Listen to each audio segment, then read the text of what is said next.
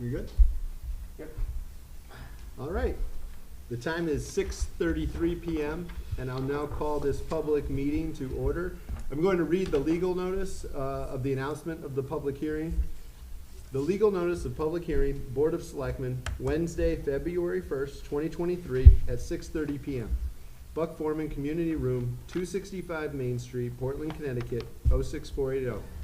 Pursuant to sections 503F and 506 of the Town Charter and section 7-163E of the Connecticut General Statutes, the Portland Board of Selectmen shall hold a public hearing on Wednesday, February 1st, 2023 at 6:30 p.m. in the Buck Foreman Community Center to consider public comments and questions, both orally and in writing, on the proposed use of the Portland landfill located at 39 Sand Hill Road, quote, the landfill, for the development of a commercial-scale solar photovoltaic array.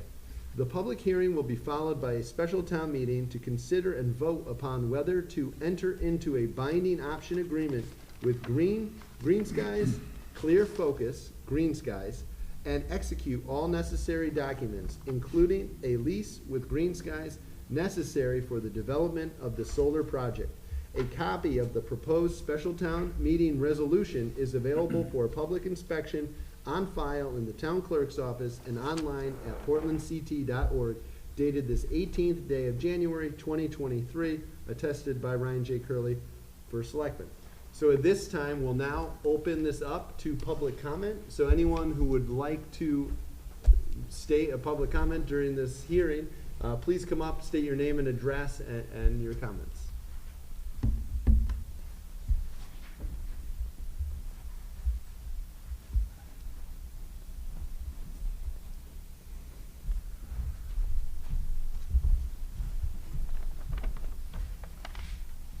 Norm Emond, 20 Hall Hill Road, Portland. I just have a few questions, and I know I missed some of these proceedings that you had. I see that the town will save $2 million in 20 years. The first year savings is about $106,000. What are the next progressive amounts the following years after that? I guess that's one question. And I see we're gonna keep the generated electricity in town to do streetlights, schools. What else is gonna be wired into this system, and how's it gonna get there from the landfill to where you wanna put everything?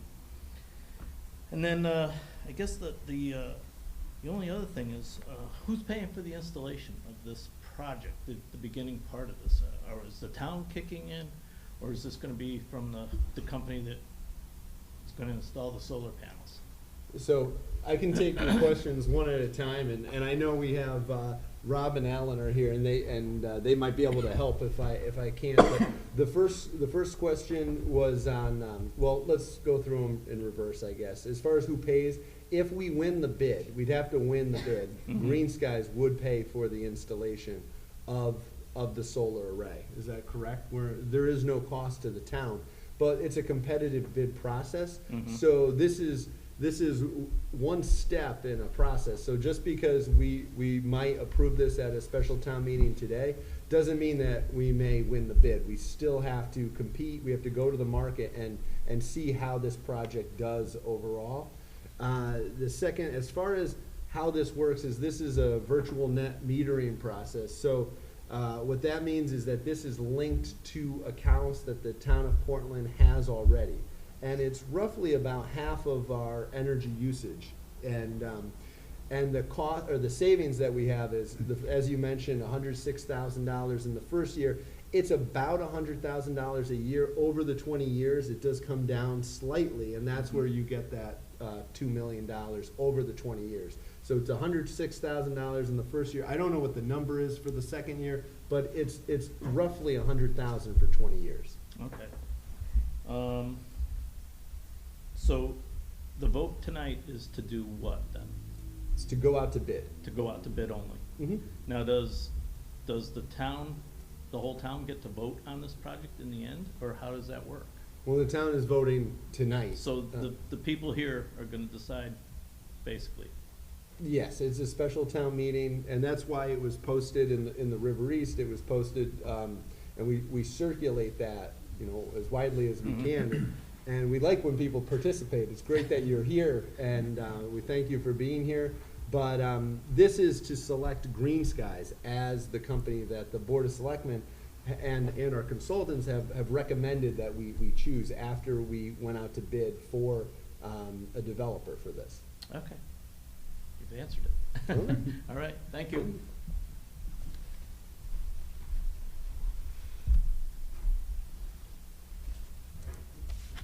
All right. Is anyone else? Hi, Meg. Just name and address, please. Meg Scatta, 5 Freedom Way. I can't think of anything more exciting than a project that is going to provide electricity at a reduced rate, particularly since the kilowatt per price per hour doubled on January the 1st. And I know from conversations with Andy Bauer when we first started the conversation about brownstone and having solar panels on our schools and using green energy.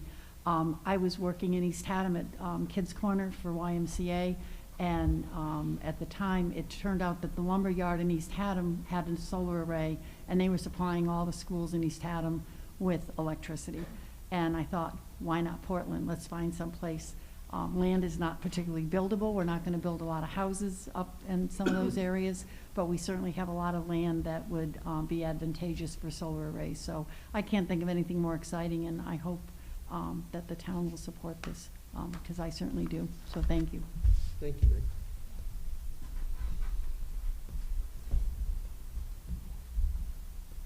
Andy, would you like to say something?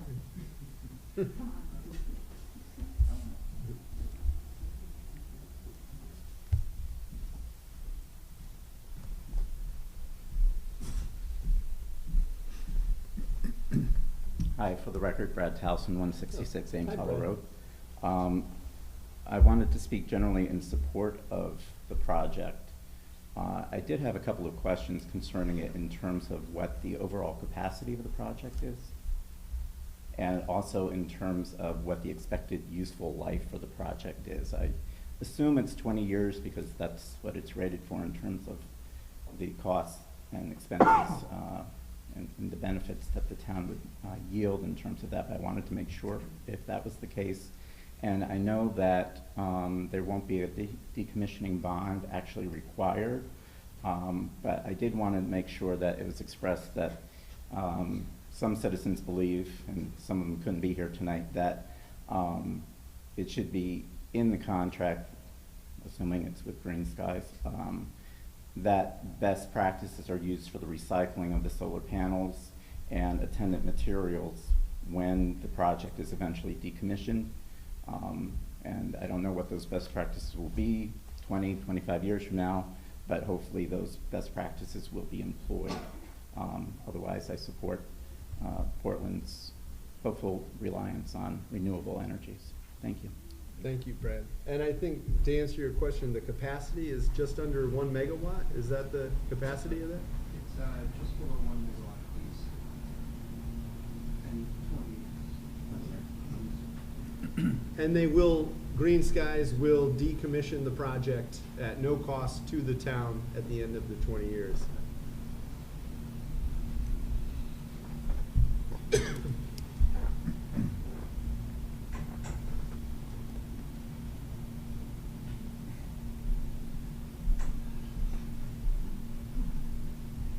Thank you, Ryan. Andy Bauer, I chair the Portland Clean Energy Task Force. I live at 256 Old Marlboro Turnpike. I just want to take a moment and recognize two first select people, Ryan, Susan, Bransfield is in attendance, and all the boards who have participated in discussions about solar, to my knowledge, going back to around 2008. Just for, I would just like to say, there's been a whole lot of due diligence that has been done on this project. Your questions have been right on the money. You've been looking at stuff, as have previous boards. I, like Meg, am very excited to see this go forward and am very hopeful to see that go forward, and just encouraging everybody to vote yes for this step in order for it to go forward. So, thank you all. Thank you, Andy. And also thank you to the Clean Energy Task Force and all your work and the task force's work over the years, helping us to get here. Yeah, much appreciated, and I will pass it on to them. Thank you. Thank you.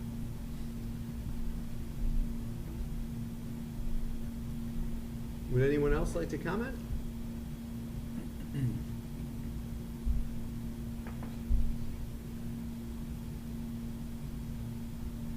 Yes, one more time. Would anyone else like to come up? It's not too late. Yes, you guys are excited to get going to the special town meeting. All right. With that, at 6:44, we will close the public hearing. And for us, I think we will take seats in the audience, and I'll let our town clerk run it from here.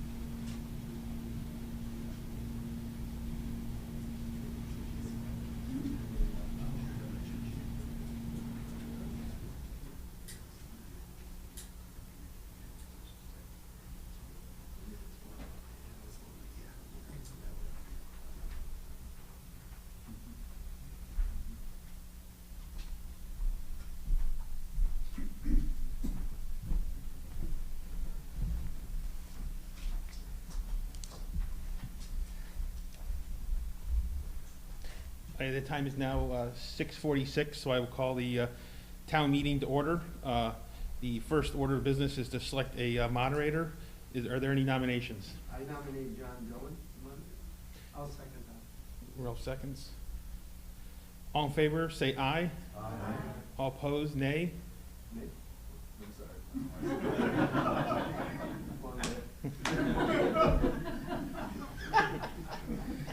Are there any other nominations? Hearing none, is there a motion to close nominations? I make a motion to close. I'll Is it- second that motion. All in favor, say aye. Aye. Aye. All opposed, nay. Okay. Go ahead, John. Yep. The nays have got me nervous. Sorry, Chip.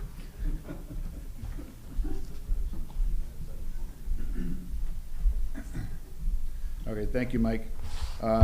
I'd like to next read the call of the meeting as recorded in the River East, published on January 20th, 2023. And I would also ask the town clerk to record the return of notice along with the minutes of the meeting. Legal notice of special town meeting, Wednesday, February 1st, 2023 at 6:45 p.m. Buck Forman Community Room, 265 Main Street, Portland, Connecticut, 06480. The electors and those persons eligible to vote in town meetings of the town of Portland, Connecticut are hereby warned and notified that pursuant to section 503F of the town charter, a special meeting will be held by the Board of Selectmen on February 1st, 2023 at 6:45 p.m. in the Buck Forman Community Center to consider and vote upon whether the town shall, 1, enter into a binding option agreement, 2, execute an affidavit of site control, and 3, enter into a long-term commercial scale solar photovoltaic array at Portland landfill located at 39 Sand Hill Road, the landfill, as described below. Item 1, to approve and authorize the Town of Portland, acting through its first selectman, to enter into a binding option agreement with Green Skies Clean Focus, Green Skies, to use the landfill for development of a commercial-scale solar photovoltaic array thereon. The binding option to agreement is for a term of up to 2 years, with payments to the town of $2,000 for the first year and $2,500 for the second year. This binding option agreement is a required element of Green Skies' application to the state's competitive non-residential NRES program for solar development. Item 2, to approve and authorize the Town of Portland, acting through its first selectman, to execute an affidavit attesting that Green Skies, through the binding option agreement, has appropriate control over the landfill in support of Green Skies' application to the state's competitive NRES program. This affidavit from the town as the landowner is a required element of Green Skies' application to the state's competitive NRES program. Item 3, to approve and authorize the Town of Portland, acting through its first selectman, to enter into a power purchase agreement with Green Skies for a term not less than 20 years to develop a commercial-scale solar array on the landfill if Green Skies is successfully in the state's competitive NRES program.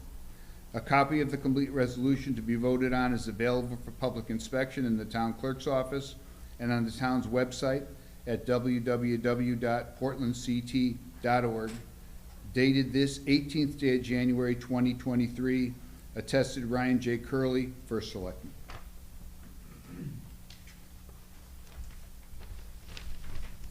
I'll now entertain a motion to introduce the resolution entitled Proposed Use of the Portland Landfill for the Development of a Commercial-Scale Solar Photovoltaic Array, and I'll waive the reading of the resolution. Do I have a motion? I'll make a motion and waive the reading. Okay. Second? I second. We have a motion and a second. I will now call for public discussion on the resolution.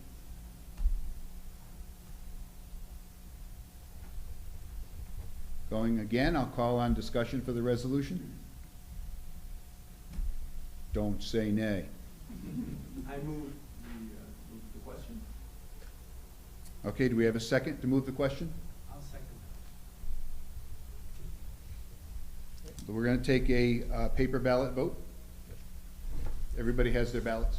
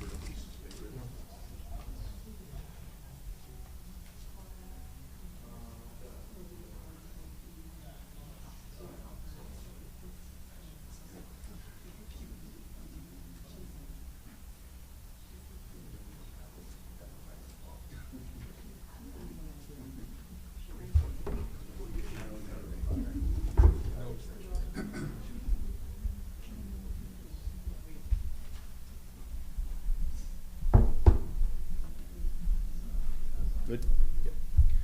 All right, ladies and gentlemen, we have the tally of the vote. The town clerk and I both conferred. There are 27 votes in favor, 24 votes in favor, 0 noes, 0 abstentions. The vote passes unanimously.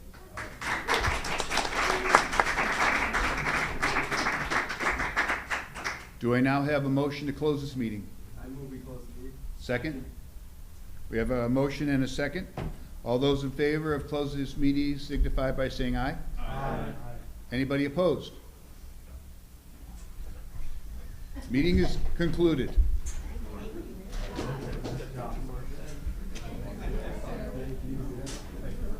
(6:55).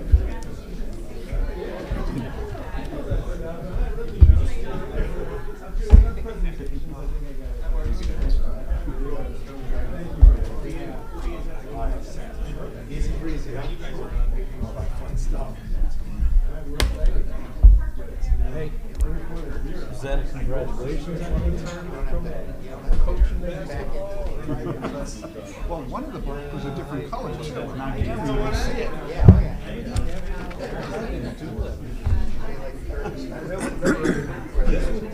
So here's how my day goes.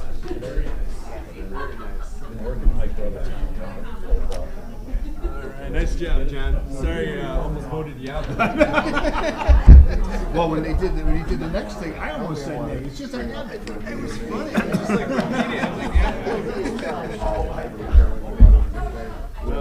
Your true feelings came up. You were against it. that's what. Oh, you're welcome. Anytime.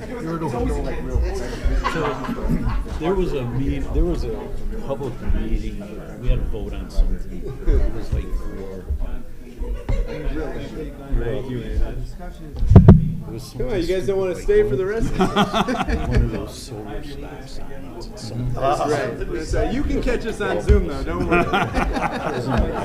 We'll be watching for you, Andy. I go in. Right, take care. See you guys. Take care.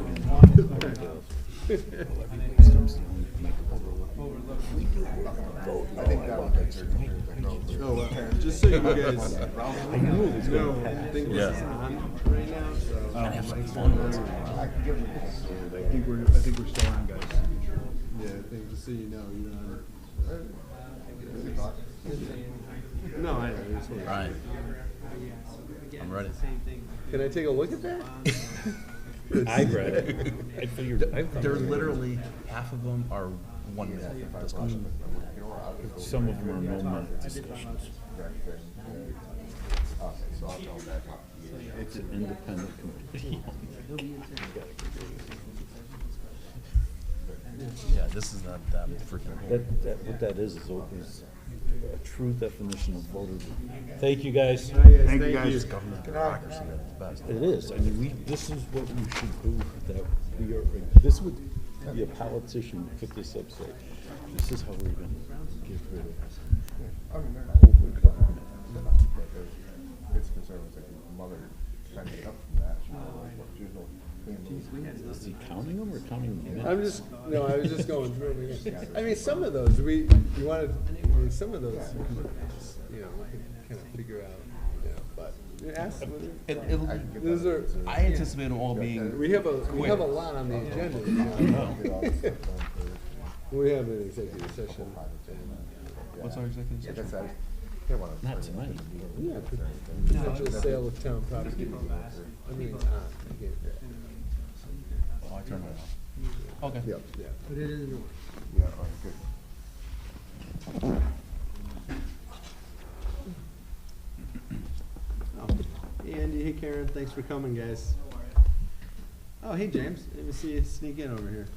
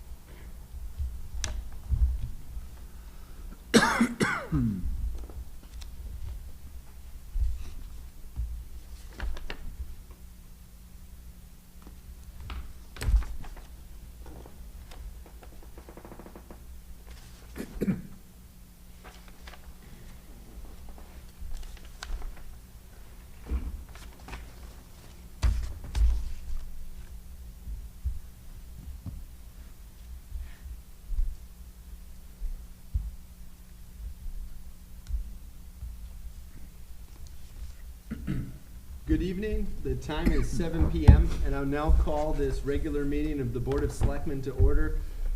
I have one note this evening. A resident, Reg Farrington, passed away early this morning. So I'd like, Reg was a member of the Veterans Affairs Commission for many, many years and very active in town. So I'd like to have a moment of silence before the Pledge of Allegiance. Would you all please rise?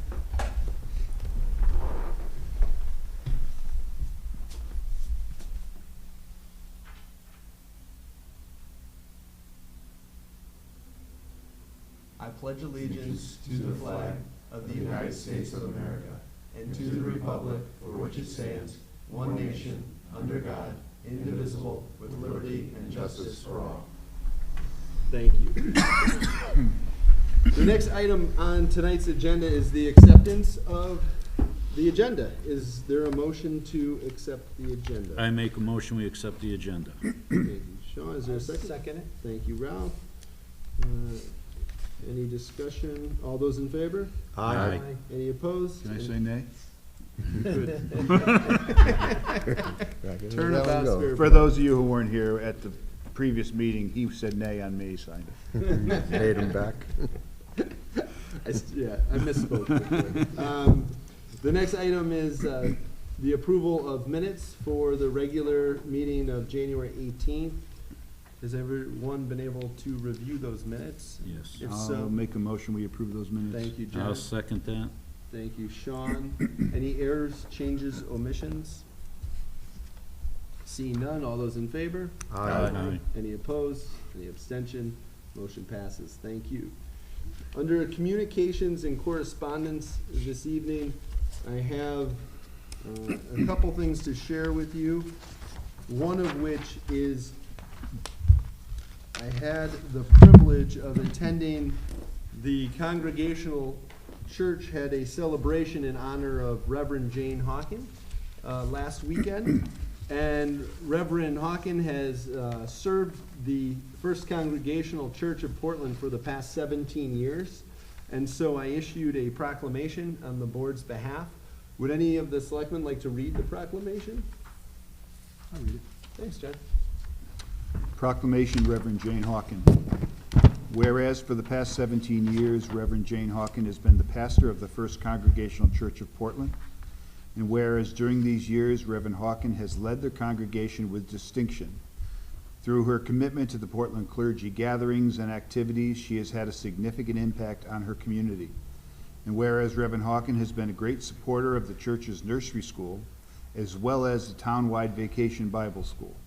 Both programs welcome children throughout Portland, providing quality childhood programming. And whereas Pastor Jane's vision was for the churches of Portland to work together to welcome a refugee family to America, and with her guidance, it led to the development of the Portland Refugee Resettlement Group in the fall of 2021. And whereas the Portland community has benefited from Pastor Jane's collaborative spirit and deep commitment to helping others, providing pastoral care and support throughout all of life's milestones. Now therefore be it resolved that I, Ryan J. Curley, First Selectman of the Town of Portland, Connecticut, hereby deem it an honor and pleasure to extend our sincere thanks for Reverend Jane Hawken's dedicated service to our community.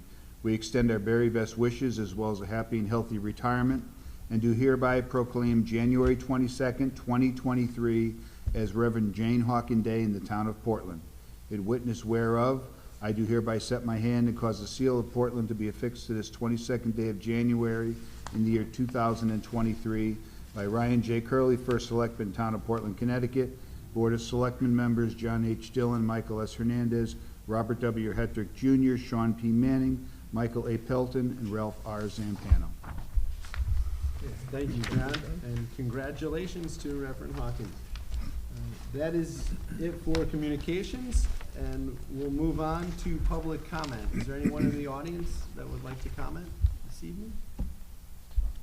Nothing in the chat. All right. The monthly budget report, Tom Robinson could not be here this evening, so we're going to move over with that. Today's the first of the month, and so a lot of the entries had not been able to be made yet for the month. So Tom will be here for the March 1st meeting, And he, I'll explain more what Tom's doing right now. He's still at town hall and he's working on something. So I'll talk a little bit more about that under status reports.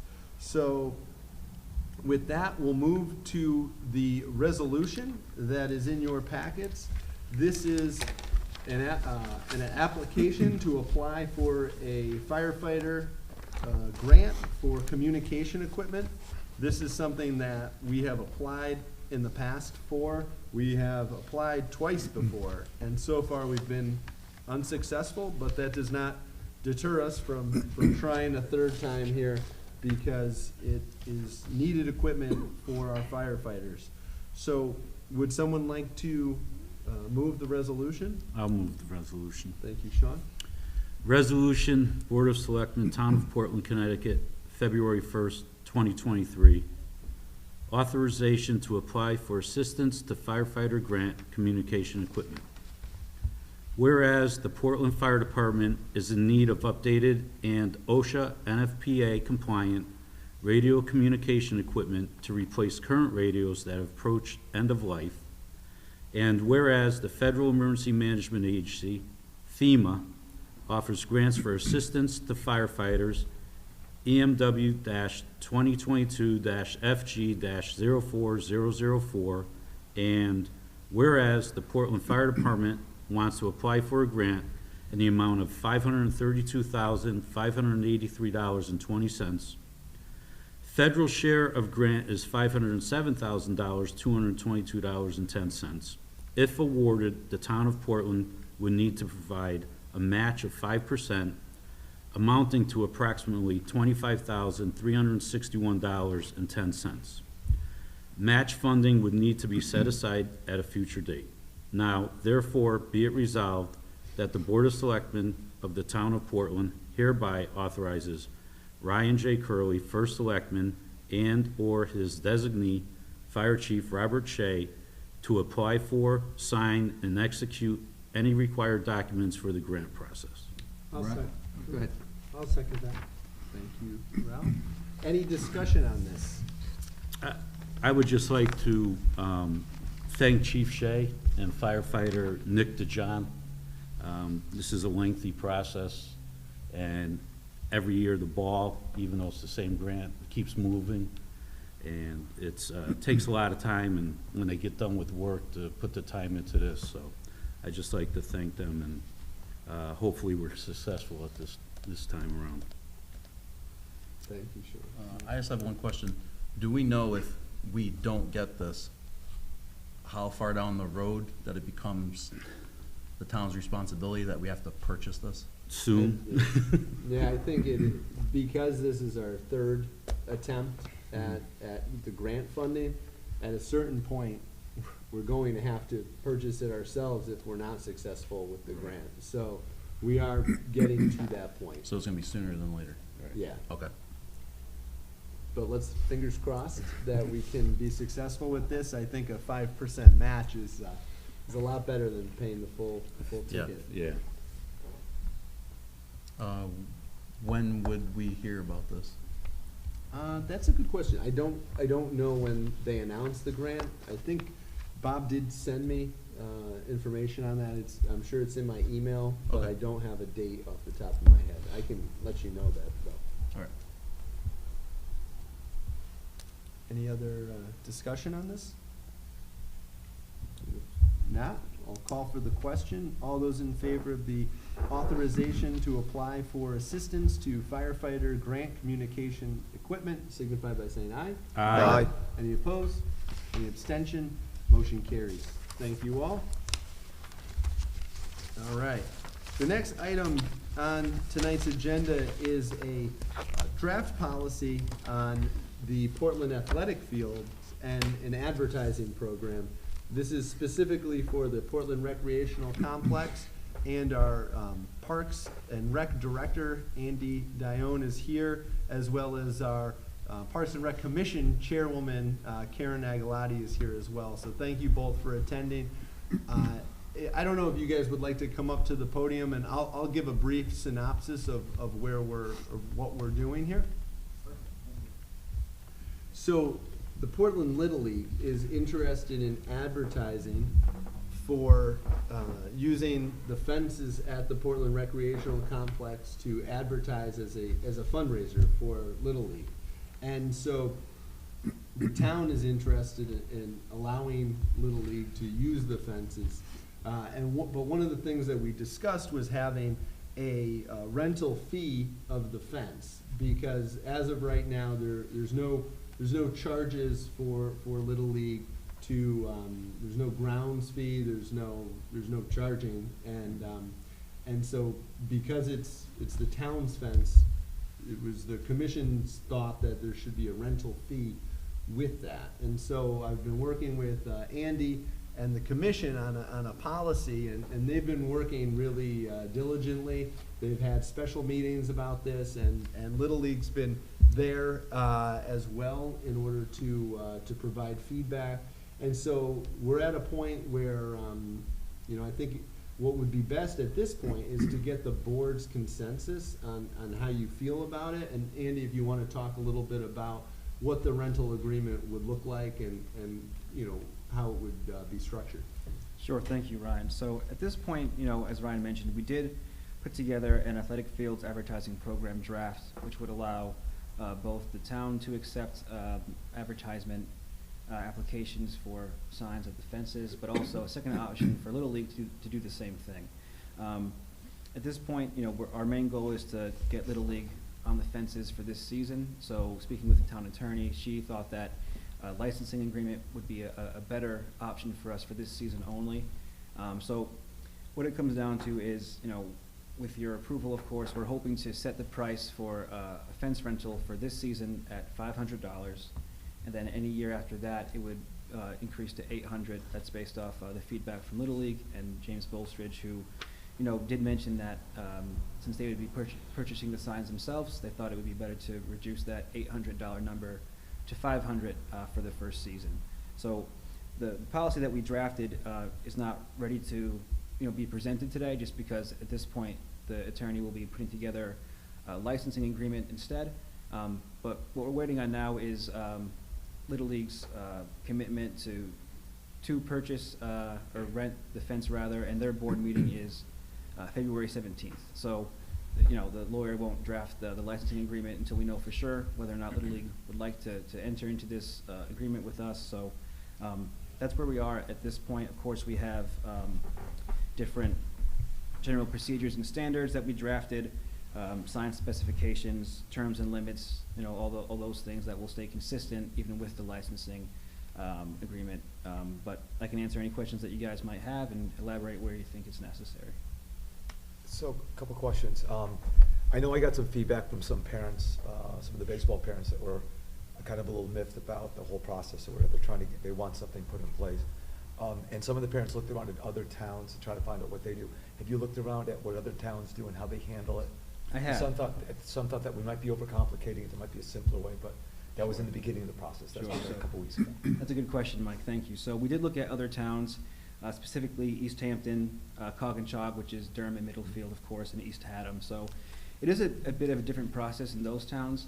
The reason that I found was for, East Hampton and Coggins specifically, Little League is responsible for the upkeep and the maintenance of those fields themselves, all the mowing, all the lining. So in those situations, there is no fee associated with putting sponsorship signs on the fences. However, in our case, of course, the grounds department does maintain those fields, which is why, we were hoping to do a little bit of a different process for Portland, just because our grounds crew does such a great job of upkeeping the parks.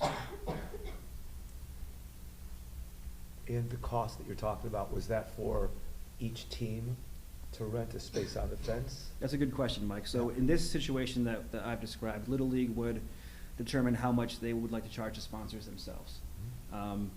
We're asking for a flat fee, but it would be up to Little League to determine what they want to charge their advertisers. Okay. Just to clarify that, the $500 is to rent the entire fence. Got it. So then Little League can then Do whatever they want to. do whatever they want. Got it. Okay. Andy, you had mentioned that you're working on standards for the sign size. Yes. in the best case scenario for Little League, and they could get the entire fence covered with signs, how many potential signs are we talking about? That'd be 18 per fence, and that's leaving center field open. I know when we first started speaking about this, we wanted to make sure the center field area of the fence was, free from signs, just to, help prevent, the batters being distracted by anything. It helps them see the ball more clear. So keeping that center field open, it'd be 18 signs per fence. And when you spoke with the other towns, did they give you any indication of what their Little Leagues are charging those to put up signs? Yes, so unfortunately, East Hampton did not get back to me, but for Cog and Chog, their most comparable fee structure to what we're looking to do is their billboard sponsorship signs.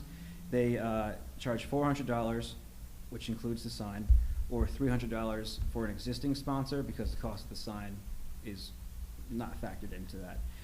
East Haddam, they do a team sponsorship fee of $450, but with that, they get the jerseys, things like that, but they also get the banner for the $450 price. Also in East Haddam, they have a corporate banner policy set up, if you will, and that's $350 for a new sign and $250 for a renewing sponsor. So in the best case scenario, with 18 signs filled up at a rate that's even close to that, they would be doing okay, even Yes. with the fee that you're proposing to charge. Correct.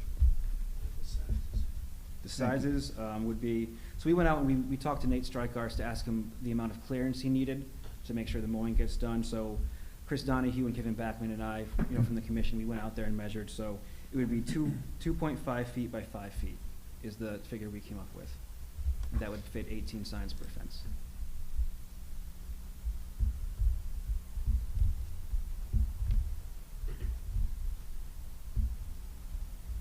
I would just like to say that I sat in on at a special meeting that they just had, and being on both sides of the fence, per se, on the Board of Selectmen and involved with Little League for so many years, I feel that this is a fair compromise, that each team gets what their share is due. Like, the town gets a little bit benefit from it. Little League will make their money off of sponsorship. So I think it's a fair price. Is there such a thing as a sponsorship for other sports? Like, for example, if you're setting a protocol for how this is done, soccer could potentially want to do it and things like that too, I would assume. That's correct, and that's why I think that for this season, to make sure that Little League can do it for this year, we're looking into a licensing agreement to keep it specific for this year.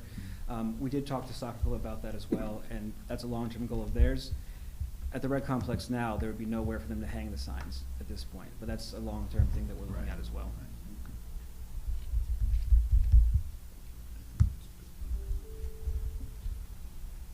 Any other questions for Andy or Karen, who's here? I guess what we're looking for today is the general consensus that we're on the right track with this. Do you guys agree? Should we move forward with the proposed plan? I think so. I think it's, Michael put it Yeah, Mike, they feel pretty good about it? Yeah, I mean, James, would you like to speak on behalf of Little League at all, or you're pretty comfortable, you've already done enough? If you're asking me to, sure. Yeah, James, would you like to come up and speak, James Bolstridge? Thank you, Andy. Thank you. Thanks.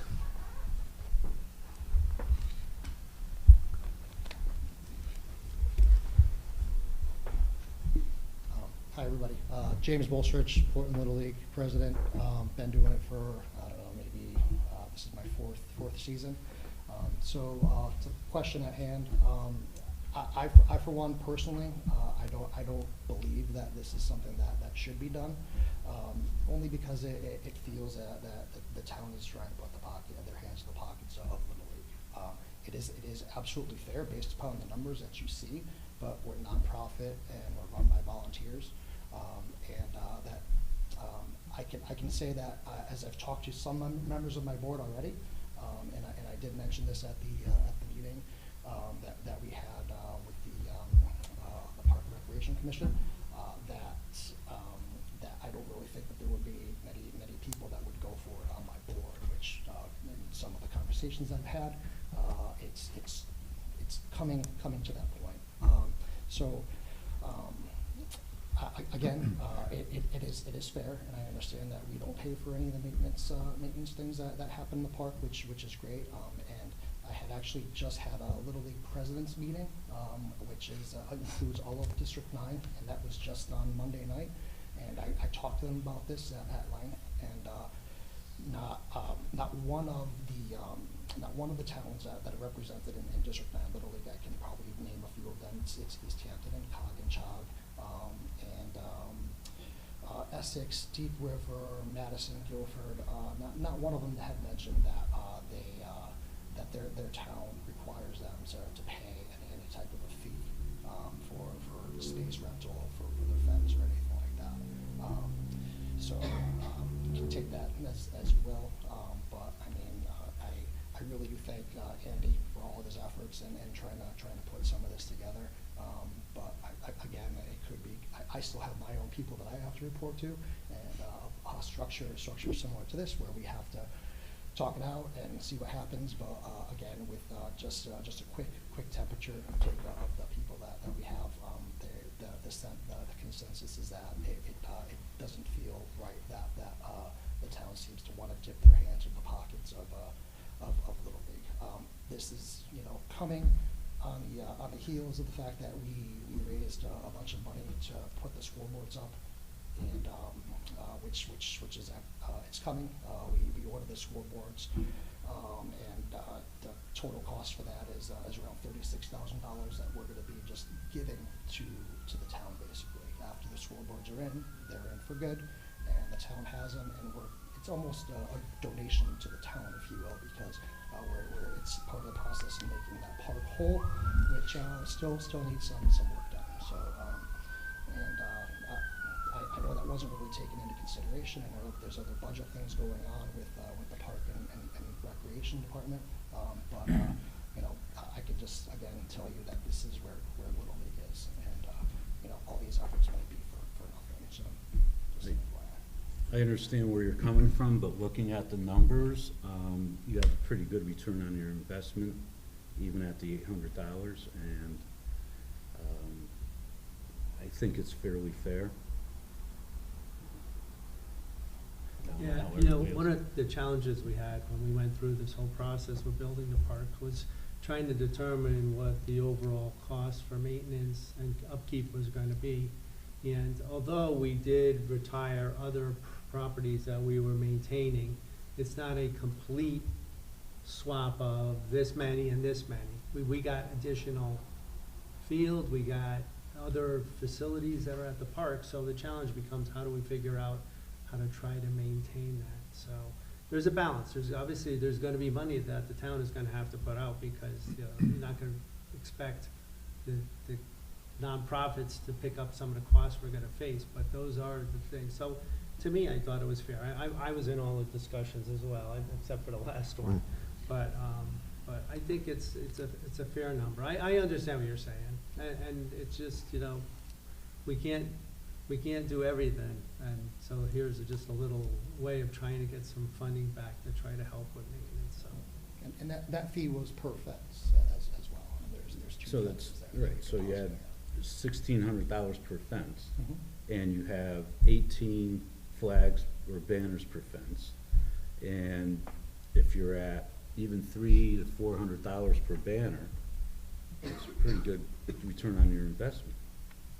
I don't disagree with that, but again, how things look, and again, the way the people on my board are really passionate about this is that it looks like the town's trying to put their hands in the pocket of Little League. That's what it looks like, plain and simple. Are the fields maintained well? Yeah. Are they maintained better than a lot of other towns? Well, what I can tell you about a couple of the things, if we want to get into that. When I talk about East Hampton, for example, those fields, from my understanding, they're deeded to that town. I'm sorry, the fields are deeded directly to Little League, and they do all the maintenance on the fields themselves, because if they don't, then nobody's going to do it. We had a setup like that where we could possibly do the maintenance on the fields ourselves. I would say that might be a welcome challenge at this point, but again, it would be something we'd have to talk to our board about. But that's not the reality that we're living in. Right. So, basically my point is that they don't really have to go through any red tape whenever they want to try to do something there at those fields. It's just, they get it done, and, we run into a few other things, throughout the season, as far as, aggressiveness with shutting the fields down for rain knowledge when we possibly could have played. Those ideas and issues here, I mean, we don't need to talk about them, but, those are the types of little things that happen. And, again, I've tried to get a whole bunch of things, done there. And, believe me, I'm just a baseball guy. I mean, I don't even, I'm not really comfortable being here. I'm just trying to run the Little League and support my family as the best that I possibly can. And, just, the way that it looks and the way that a few of my board members, and I've already talked to a lot, and there's a good handful, maybe 4 or 5 of them, that they're not really in agreement with this, so. The other option, if Little League chooses not to do this, Then well, we don't have vendors.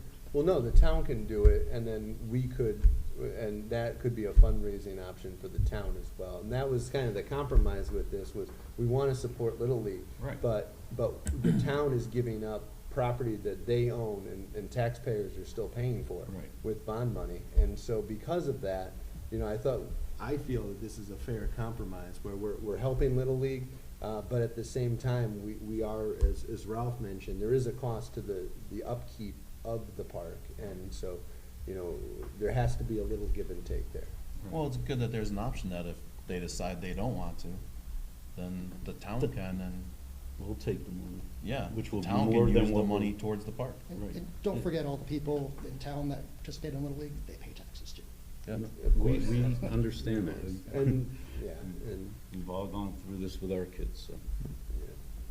Well, just as addressed to the board, and Ralph and Mike can contest to this, I believe it was 3-something years ago, when I first joined, there was a payment to play per structure, or per field, that Park and Rec, I believe Sean Dwyer might have even been on that, where you would pay $300 for the usage of the field per season. There's 3 seasons in Little League. There's spring ball, summer ball, fall ball. And I don't have those notes in front of me, but it was structured and we were ready to vote on it, but it just never came to fruition, if you guys recall. It was all structured through the Park and Rec that these organizations, because there's the Little League, there's soccer, there's like an over 30 men's hardball league, I think, up at Rose Hill. So there's all these teams that wanted to use the field, and we had set up a structure, pay to play, but it just never came through. So that was another option. So I feel that Little League's getting a bonus because now they're just paying a flat rate of $500 for this year for the fences, instead of structuring up the pay to play per field. So are we taking money out of their pockets? In that case, out of their sponsorship, yeah, but we're not telling them to pay to play. So they're making out on that, and it would cost them a lot more to do the structure that we had set up 3 years ago. Ralph, if you remember that at all? Yeah, or- no, believe me, I'm very well aware of it. For many years, it was the discussion, and I will tell you, to be honest with you, Ryan and I have talked that you're gonna probably see that pass through again, because we have to, cover the rules and regulations on how people make use of those fields. So I would think that in the next few months, you'll probably see another similar document to what we had spent time looking at come by us. I mean, I can't speak to the fees because I'm more worried about the other things related to not the fees and how we make sure we cover ourselves with regards to using the property. But so that will, but you're right, that's how it was, and there was gonna be certain fees for and whoever was gonna use the fields. And that's what we were trying to identify. So it could come again. Right. I don't know if this will impact what we do with fees or whatever, but we'll just have to see how that plays out. That will be in the next, after Park and Rec gets beyond this, I'm gonna think that's going next on their list of big things that they gotta get done. Excuse me, and again, at that juncture, because that could possibly be something that could happen in the future, that's one of the reasons why we would be against this, because if we're looking at paying for a sponsorship fee for that, and then also paying for the fields as well. What's next?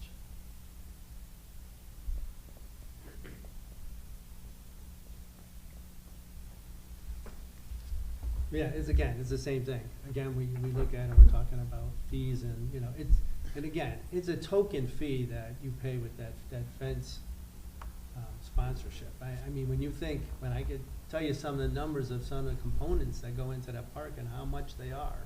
And if something goes wrong, like in that playscape, and the thousands of dollars we will pay to repair or replace parts of those. So I know it seems like a big deal to Little League, and I certainly understand, feelings you probably have from all your parents. But it really is, it's a token fee relative to the large expenses that were used to build out that park and what could potentially come down the pike if we have something that occurs there. But there's two options on the table. So it's either they go with it, or we take the sponsorship and we take the money. So either way, we would be able to, if the Little League decided not to pursue it, we could pursue it on our own. And that would bring in some income. I mean, I am fine with the draft policy as it is, so I understand what you're saying. It's true, we could do that as Right. well. But I'm fine with the No. draft policy, the way they worked hard to come up with it. I'm fine with that. Yeah. So I guess this was just about getting consensus Right. from the board that the policy, that what we're talking about is something that the board agrees with. And, I know it's not always easy drafting policy, and I do want to thank the Parks and Rec Commission, who spent a lot of time going over this and working with Little League, holding special meetings when they didn't have to on a Monday evening, to make sure that Little League had the opportunity to do this. So this is, in my opinion, the town going above and beyond to help Little League. And I personally believe it's a fair policy, and it's not trying to take anything away from the kids. I was a Little Leaguer myself in town. It's just about, trying to find that balance with, maintaining the cost of maintaining the field and the opportunity to have a fence that does have value to it, so. Just something was said here, is there a total of 18 signs, or are there two fences that each hold 18 signs? Two fences with So- 18 each. Okay, So, yeah. So 36 signs. 36, Yeah. 36 each. So the first year, at a cost of $500 a fence, it If would be a combined. Even at $1,000. $300, if you filled up those signs, you're talking over $10,000. Right. Mhm. So, yeah. So, I think in the business world, it's a very pretty- good it's a return on slam your dunk. investment. I don't disagree with that at all. So, okay. Well, thank you, right. James. Sure. Appreciate Thanks. it. Thank you very much. Thanks. All right, so we'll Appreciate it. move, depending on what Little League decides, Right. if they decide that they would like to rent the fence, then we'll bring back with you a lease option Okay. and for 1 year for Little League. All right. So we can table that for now, but I did want to get a consensus from the board on that, and I think we've accomplished that. So thank you. We'll move on then to appointments to boards and commissions. Any Nothing. appointments? And anything this evening? Yes, I have two, both of them pertaining to the zoning board of appeals. Okay. So recently with Rosaleta's resignation, that leaves an open position. Mm-hmm. So what I'd like to do is put forward Cindy Roman, who's currently an alternate on the board, and like to put her forward as being a full-time member. Okay. That would be the first one. Is there a second to that? I'll second Thank you, John. Any discussion on Cindy? that. I've known Cindy just about all our lives, and she's a very capable, very knowledgeable person. I have no problem with Cindy at all for that position. Okay, thank you, John. Any other further discussion? Call for the question. All those in favor? Aye. Any opposed? Any abstention? Motion carries. Okay, and the other one, obviously if Cindy moves up, that leaves an alternate position. And I would like to put Barbara Sequenza forward in that alternate position. Is there a second? I'll second that. Thank you, Sean. Any discussion on Barbara? Seeing none, all those in favor? Aye. Any opposed? Any abstention? Motion carries unanimously. Thank you. That was it? That is it? All right, thank you. We'll move on then to refunds of excess payments. Bobby, would you like to? Sure, I'll try it. Make a motion for refund of excess payment, Hyundai Lease Titling Trust, $419.16. I'll second that. All those in favor? Aye. Any opposed? Any abstention? Motion carries. Motion for a refund of excess payment, CCAP Auto Lease Limited, $363.88. I'll second that. All those in favor? Aye. Any opposed? Any abstention? Motion carries. Motion for a refund of excess payment, David Murphy and Amanda Murphy, $42.60. I'll second that. All those in favor? Aye. Any opposed? Any abstention? Motion carries. Motion for a refund of excess payment, Gabriel Ferreira M Revocable Trust, $382.47. I'll second that. All those in favor? Aye. Any opposed? Any abstention? Motion carries. Motion for a refund of excess payment, CAB East LLC, $211.51. I'll second it. All those in favor? Aye. Any opposed? Any abstention? Motion carries. Motion for a refund of excess payment, Gill Isle LLC, $4,587.02. I'll second it. All those in favor? Aye. Any opposed? Any abstention? Motion carries. Motion for a refund of excess payment, Jessica Carroll and Matthew Carroll, $50.06. I'll second it. All those in favor? Aye. Any opposed? Any abstention? Motion carries. Motion for a refund of excess payment, Walter Carter Adams, $97.32 and $105.04. I'll second it. All those in favor? Aye. Any opposed? Any abstention? Motion carries. Motion for a refund of excess payment, Toyota Lease Trust, $451.89, $328.61, $319.44, and $434.76. I'll second it. All those in favor? Aye. Any opposed? Any abstention? Motion carries. Thank you, Bobby. Appreciate it. Thank you, Ralph. All right, we'll move on to status reports. I have a few things I'd like to share with you this evening, so just bear with me while I get my notes here. There you go. The first news is that our assessor, Rich Lasky, has finished compiling the grand list for the previous fiscal year ending October 1st. Yep. And our grand list went up 0.84% for the year, which isn't a very large number, but we're going and we're trending in the right direction. So we'll take that. So that went up $7,913,520 for the total assessed property in the town of Portland at $950,375,880. So I want to just thank Rich for his hard work on that. I know it's a process every year, and I know the Board of Assessment Appeals will be busy doing their work soon enough. So the next item that I have is some really good news, some exciting news. I'm sure most of you saw that the Aragoni Bridge will be featured on a stamp. Yep. So I just wanted to share that. Unfortunately, the catch with that is that it's not a stamp that you can buy at the post office. You have to, well, I guess you have to buy 3,000 of them if you'd like to get a stamp of the Aragoni Bridge. So just so you know, I plan on, I'm going to reach out to Congressman Larson and probably Senator Murphy, or, you know, seeing if we can get some help to get some of these stamps for the town of Portland. I think it would, yeah, I would like to purchase a stamp to hang in the office or something in the town hall. So we have to figure out how we're going to get the stamps, but it is really exciting that our Portland Bridge, as we call it, was featured as one of 4 bridges for the post office this year. So that is exciting news. What I would say to that is that sometimes the post office does offer special, commemorative first days for certain stamps, and I don't know when it's gonna officially be released. That would be when they would show it, but that was what I was hoping for, not that I had to buy the 3,000. Now, just a little tidbit. My grandfather, my mother's dad, was a welder on that bridge when they built it. And when I was a little kid, he had a photo album with those little black and white photos taken in the 30s.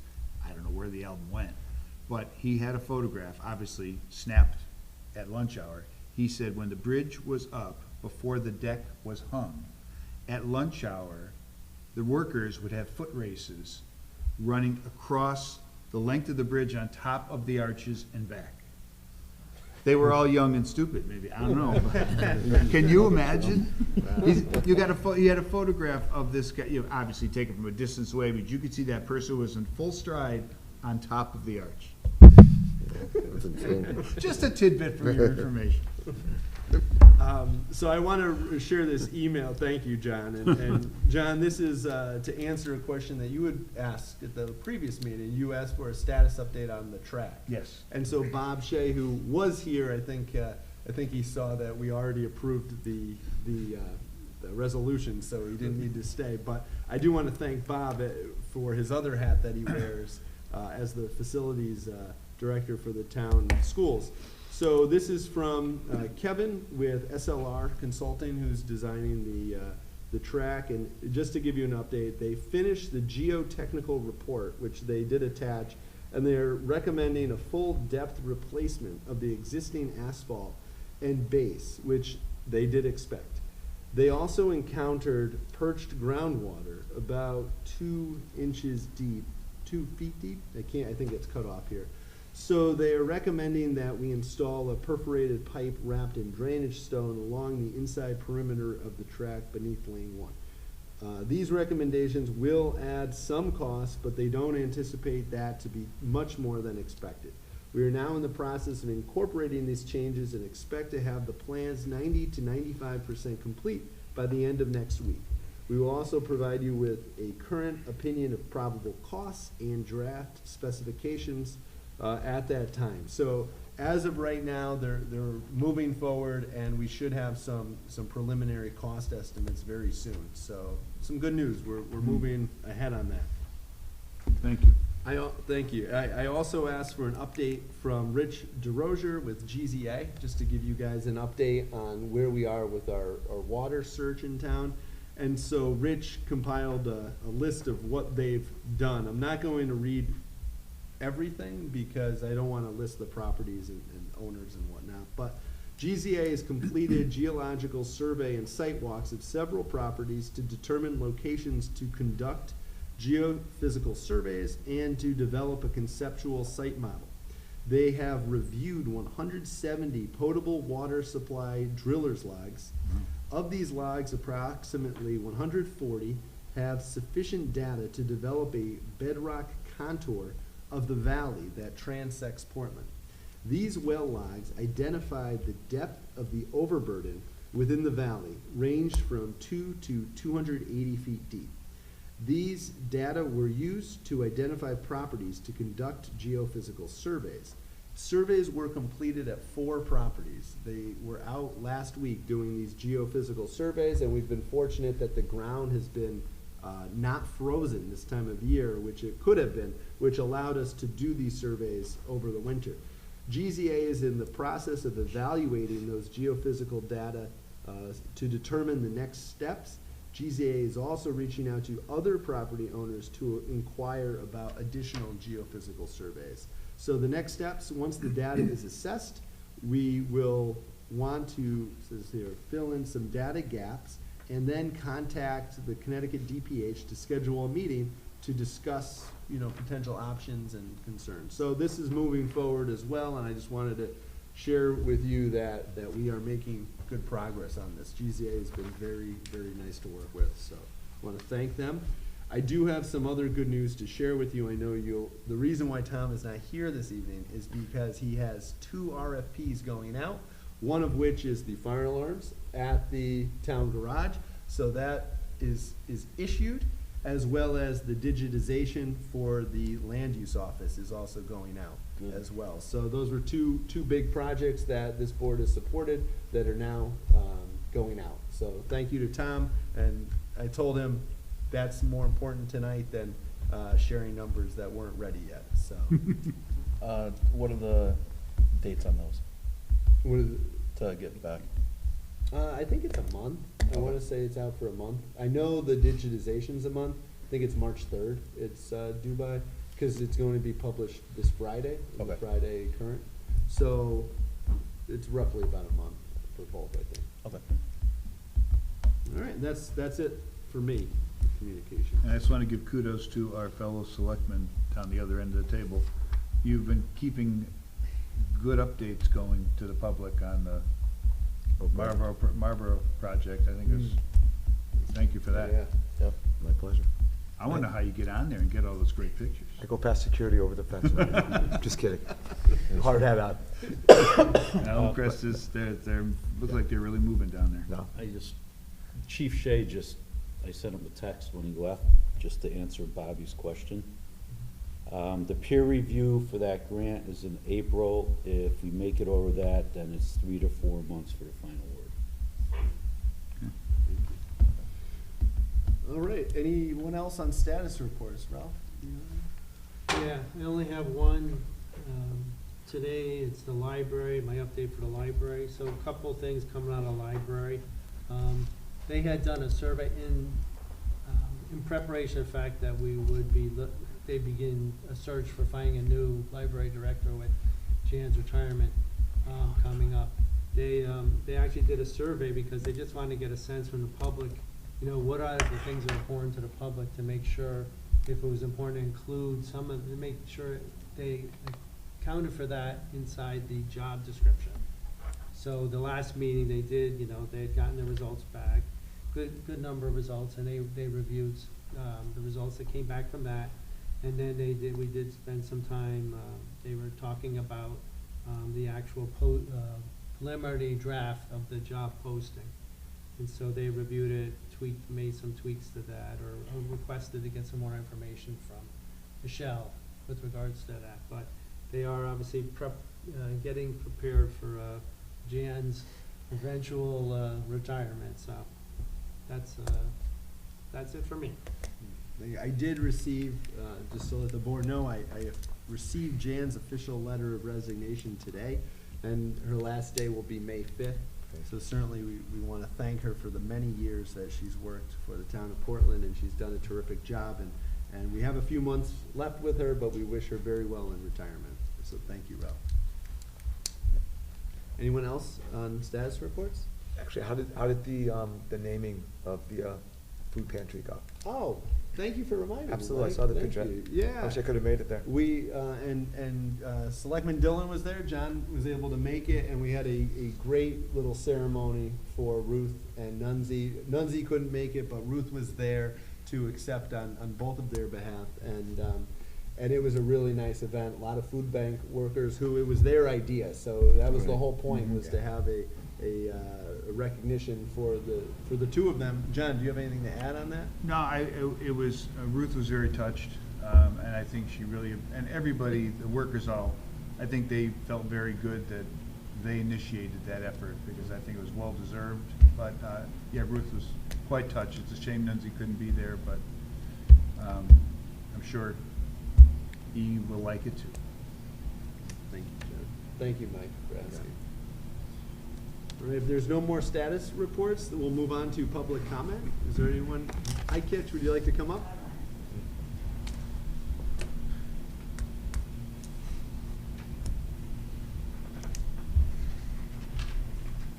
Kitch Breen, Nikki, 435 Main Street. I have come with a photo this evening. I have written to Ryan about what appears to be blight on Main Street at 422 and the condition that continues to grow. It is a historic home, and the garage is falling apart. There are living quarters above the garage. And I have two questions. Has someone gone out to take a look at it? Well, I to be honest, the last I heard about this was, I was copied on the email where our blight official asked for a form to be filled out. He asked for a formalized complaint. So in order for the process to work, a formal complaint must be submitted, and that's the land uses policy. And the reason for that is, in case anything ever goes to court, there needs to be a record of that. And I did check with our, I checked with our planner as well as with Pete Wilsey, our blight official on that. And that's their policy that they have. So if the form is submitted, then they can investigate. So it's confusing for me to think that in the regular day-to-day driving around town, that people see this, but there has to be a formal complaint. I'll make the formal complaint, because until that happens, there will be no action. Well, I did bring it. So this is the picture, and this goes on, and this has gotten worse and worse. There's no glass here. Mike, take a look, and would you pass it down, please? Sure. Thank you. There's no glass. There used to be only 2 panels of the garage missing. Now there are 3 or 4. So I guess I'm mainly concerned with the fact that unless there's a complaint, we don't have blight. I think that that's a ridiculous way to look at this. I'll be happy to come in and make the complaint, but just in day-to-day driving around, no one sees an issue with that. That's what I'm left to believe. And I'm not going to disagree with you on that. That's the policy in the land use office.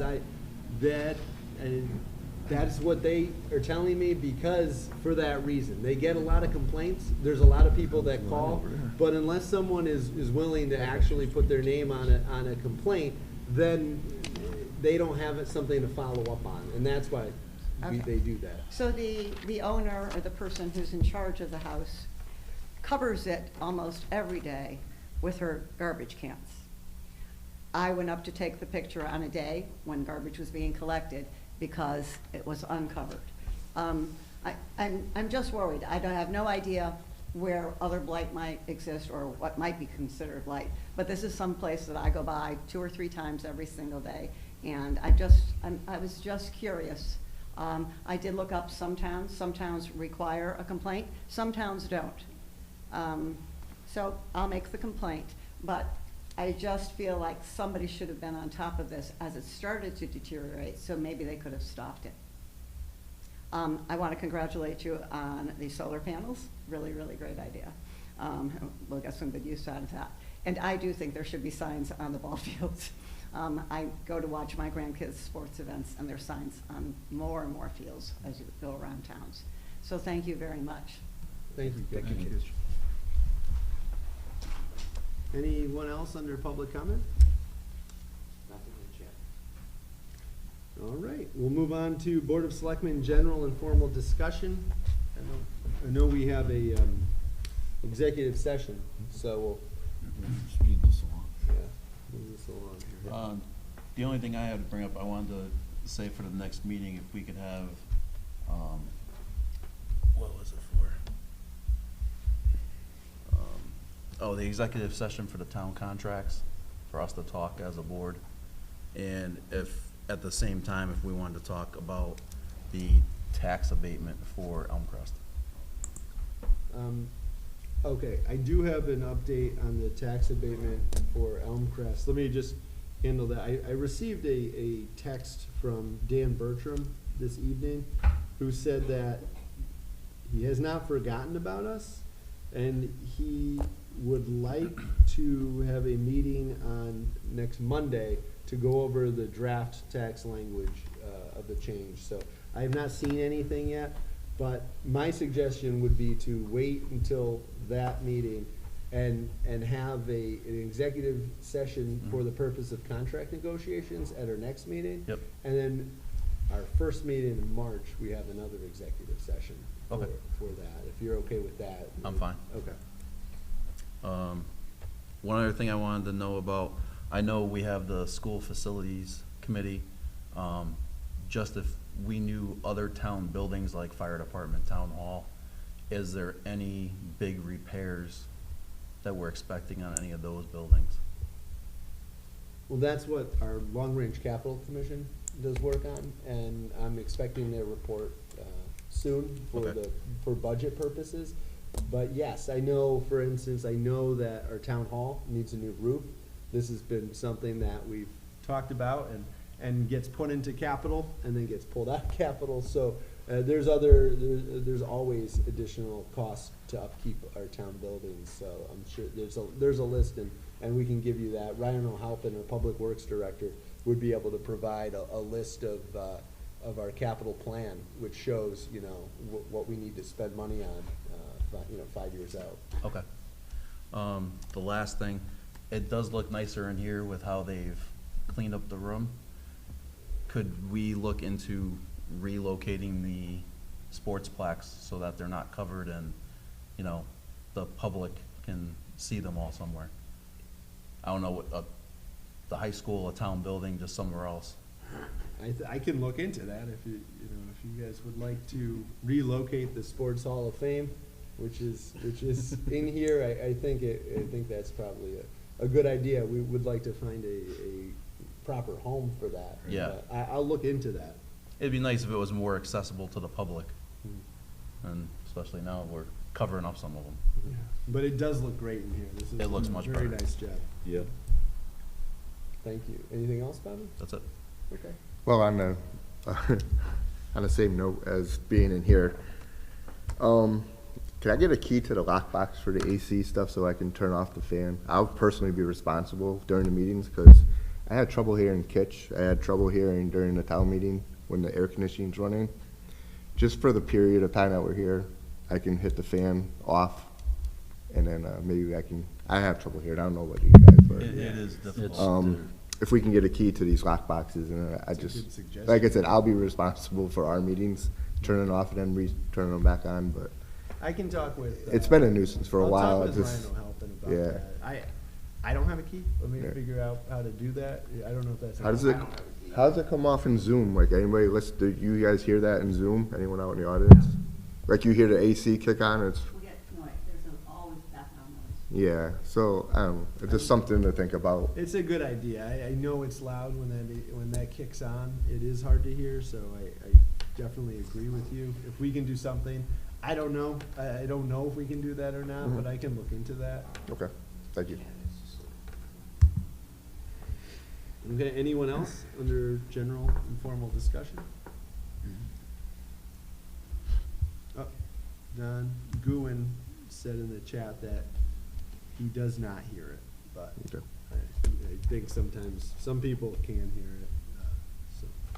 All right, well, if that, so we'll move on from general informal discussion. Under follow-up items, I do want to talk about the ethics ordinance. I had a meeting with Jim Motes, who's the chairman of the Ethics Commission, and they're looking at ways to simplify the ordinance or make it more practical so that there's a better way to make sure that people are signing the ethics forms every year and taking the ethics course that is required for all town employees as well as volunteers on the boards and commissions. So at some point, and we have a lot on our plate, but I would like to invite Jim to come to a Board of Selectmen meeting to go over some of the changes that he's proposed. They're pretty reasonable to me, but I just want to make sure that the board's on the same page, and it's really just about making sure that we can implement and we make sure that we stay on track of who's filling out the forms and we don't want to create too much work for a commission. And so he's got some ideas on how we might be able to do that better. So I just wanted to make you guys aware of that, and I'd like to have him maybe sometime in March or April at some point. Okay? Yep. Sounds good. All right, and with that, we do have an executive session this evening for the topic of potential sale of town property. So we'll close the meeting to the public, and we'll adjourn into executive session, and then we'll come back and close out privately. So with that, would someone like to make a motion to enter executive session for the purpose of potential sale of town property? I make a motion, we enter into executive session for potential of sale property. Town property. Is there a second? Second. All right, all those in favor? Aye. All right, so the time is 7:59, and thank you all for attending this evening. Good night, everybody. Good night. Let me just get up for a second. Yeah. Right.